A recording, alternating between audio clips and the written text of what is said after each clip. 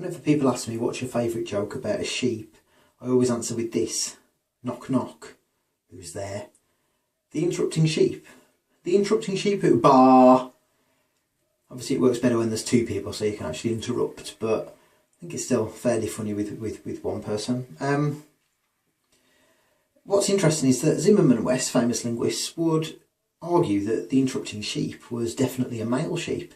Or in 96% of cases it would be anyway, because they said that 96% of interruptions in conversation came from men.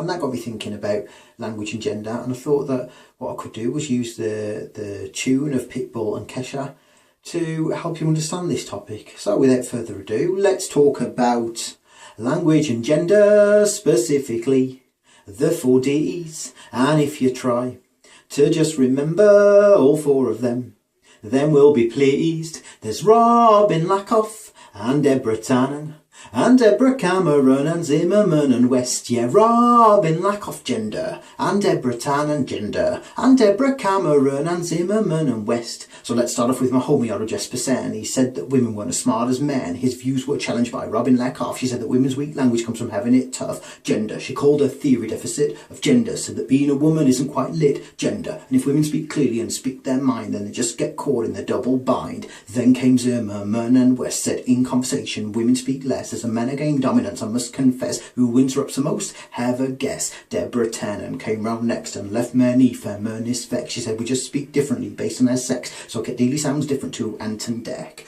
Let's talk about language and gender, specifically the 4 Ds. And if you try to just remember all 4 of them, then we'll be pleased. There's Robin Lakoff and Deborah Tannen and Deborah Cameron and Zimmerman and West. Yeah, Robin Lakoff gender and Deborah Tannen gender and Deborah Cameron and Zimmerman and West. Then came Deborah Cameron with a new theory, said we're all the same, called it diversity. She found very few differences in a meta-study, but said stereotypes shape what we see. So if you want to talk about gender, it seems the ideal name is Deborah, but it ain't black and white like a zebra. So they're the main theories of gender.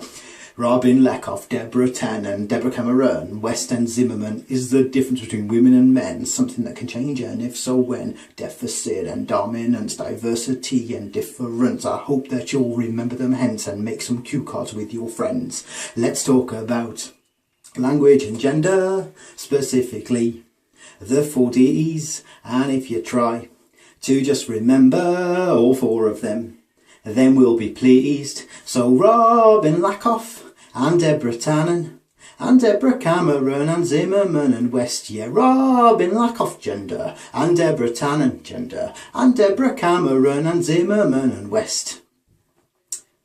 Just realised that interrupting sheep joke actually also works if it's interrupting cow, doesn't it? If you just do a moo instead.